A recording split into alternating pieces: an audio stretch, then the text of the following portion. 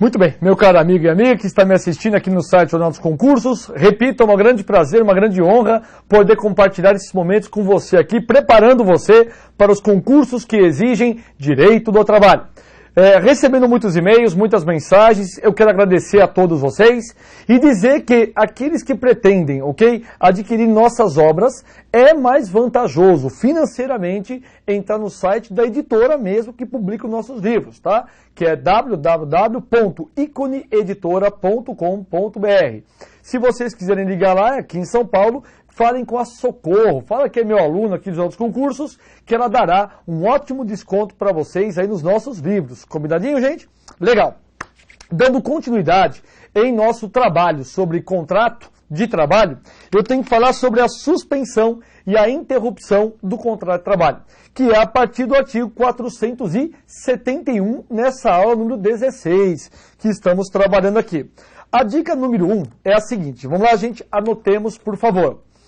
Caso o empregado ele seja afastado do emprego por qualquer motivo, caso o empregado seja afastado do emprego por qualquer motivo, são asseguradas, turma, quando da sua volta, são asseguradas quando de sua volta, todas as vantagens, repito, todas as vantagens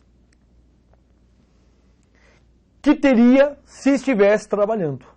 Ou seja, que teria se estivesse trabalhando. Então, em outras palavras, turma, se porventura o empregado ele for afastado por qualquer motivo, seja ele qual for, repito, ele quando retornar, for reintegrado juntamente à empresa, ele fará jus a receber todas as vantagens durante o período o qual ele ficou afastado, meus amigos.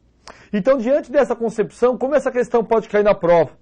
Pode perguntar a vocês se é devido, se não é devido a vantagem, Se todas as gratificações devem ser pagas, sim ou não. Ou seja, o artigo 471 é extremamente claro. Sim, é cabível todas as vantagens do período de afastamento. Outro ponto que é importante. Súmula número 15, anotemos por favor, gente. A súmula 15 determina o quê? Vamos lá? A ausência do empregado motivada por doença, repito, a ausência do empregado motivada por doença e para a percepção do auxílio-doença deve obedecer às ordens preferenciais dos atestados médicos previstos em lei. Em outras palavras, a súmula 15 determina o quê, meus caros amigos? Que o empregado, tá certo, gente? Que o empregado, ele pode justificar a sua ausência por ter direito a receber aqui o salário doença, ou benefício doença, ou, na verdade, aqui o salário doença, o salário enfermidade, mas deve respeitar a ordem, dos preferenciais do atestado médico, ou seja, aqueles que forem mais graves devem ser priorizados.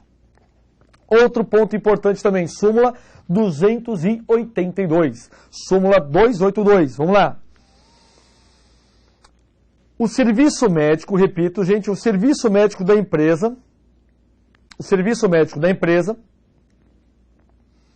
deve abonar o empregado por 15 dias. Então, os primeiros 15 dias compete à empresa. Então, repito, os primeiros 15 dias compete à empresa. Haja vista, meus caros amigos, haja vista o quê? A possibilidade, de falta justificada por motivo de doença. Então, a empresa é obrigada a dar vamos dizer assim, gente, esse pagamento por esses 15 dias, Outra dica importante é o precedente normativo 95 da SDC. Precedente normativo, vamos lá, gente, precedente normativo 95 da SDC. Vamos lá. É cabível, repito, é cabível uma falta justificada por semestre. Isso, gente, vamos lá. Um dia de falta por semestre para levar o filho ou dependente, com até 6 anos de idade,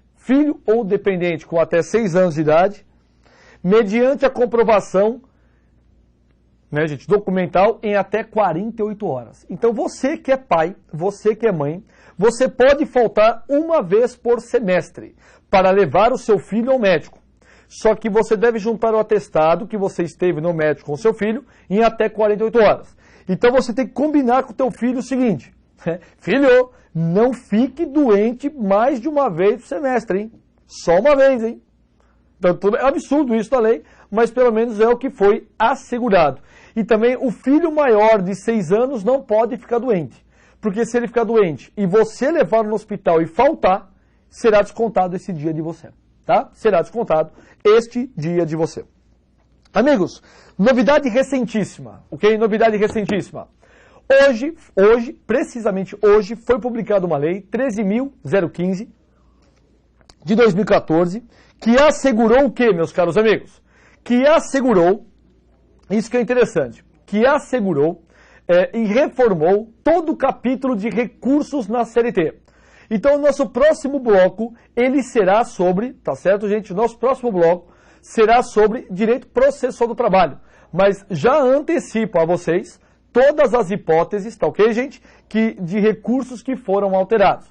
Então, você que já está estudando para concurso público, não leiam do artigo 893 a 900, porque eles foram alterados. Principalmente o 894, 896, 899, tá? E 897A também.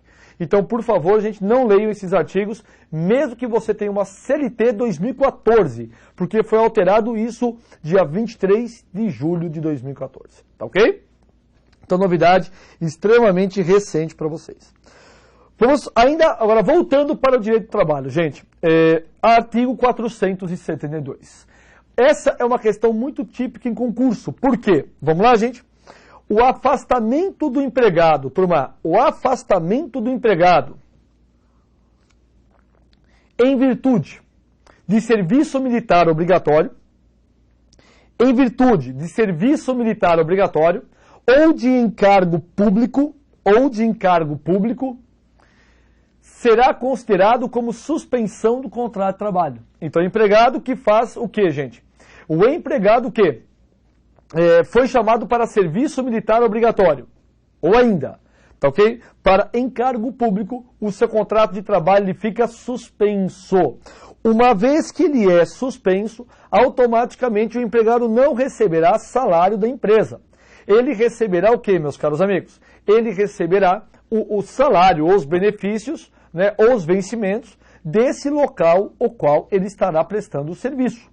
Então, durante o seu trabalho, se você for chamado para servir a pátria, ou ainda, meus caros, para quê? Para prestar serviço, tá certo, gente? Prestar serviço de uma forma, imaginemos aqui, de serviço público, você terá o seu contrato suspenso. E uma vez o seu contrato suspenso, automaticamente não receberá o devido salário. Muito bem, meus caros amigos. Diante disso, anotemos aí, por favor, a súmula 269. Vamos lá? Súmula 269. O empregado eleito, repito, empregado que foi eleito para ocupar o cargo de diretor,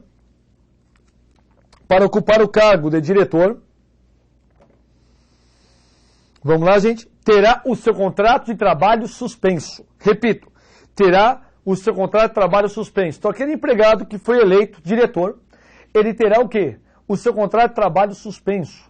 Então, anota isso, porque nas questões eles tiram a palavra suspensão e colocam o quê? Interrupção. E confunde o aluno. Então, para as provas, diretor eleito, ele terá o seu contrato de trabalho suspenso. Terá o seu contrato de trabalho suspenso, meus caros amigos. Exceto se permanecer sob a subordinação jurídica que é inerente a uma relação de emprego. Então, o que nós temos que saber nesse contexto aqui, meus caros? Se, porventura, o diretor eleito, ele, de um modo geral, tiver ainda subordinação jurídica, o seu contrato de trabalho será considerado interrompido. Ou seja, somente será suspenso, repito, somente será suspenso se não houver subordinação jurídica. Mas, se houver a subordinação jurídica, o contrato de trabalho será sempre o quê? Interrompido. Tá? É uma dica boa dessa da súmula 269. Próxima dica, vamos lá. Precedente normativo número 80. Precedente normativo número 80. Vamos lá, gente. Empregado, repetindo, gente, vamos lá. Empregado que foi chamado para servir as Forças Armadas. Empregado que foi chamado para servir as Forças Armadas. As Forças Armadas. Será estável, será considerado estável da data da sua incorporação até 30 dias após a baixa. Da data da incorporação até 30 dias após a baixa. Então, exemplo. Eu, quando tinha 17 para 18 anos, turma, eu trabalhava numa contabilidade. Não entendo nada de contador, tudo bem? Fazia ali a parte de contratos apenas. Mas tinha 17 para 18 anos e já estava trabalhando nessa contabilidade. Registrado, tudo certinho, enfim. E o Gleib foi chamado para prestar às Forças Armadas. Eu servi aeronáutica.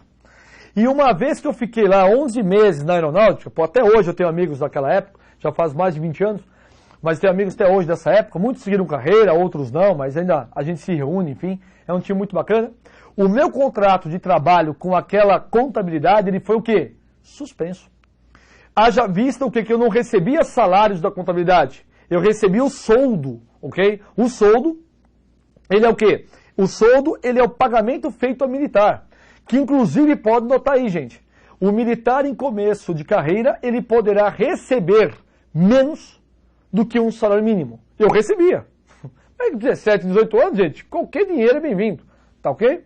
Então, turma, o empregado, né, aqui no caso militar, em começo de carreira, ele pode receber menos do que um salário mínimo por mês.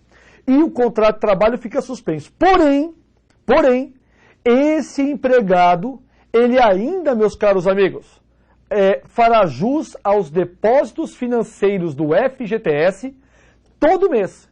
Então, todo o período que eu fiquei lá na aeronáutica, a contabilidade que eu trabalhava depositou todo dia 7, 8% do meu salário. Engraçado. E quando eu voltei para a contabilidade, eu ainda fiquei lá mais uns 2 anos nessa contabilidade, até uns 20 anos mais ou menos.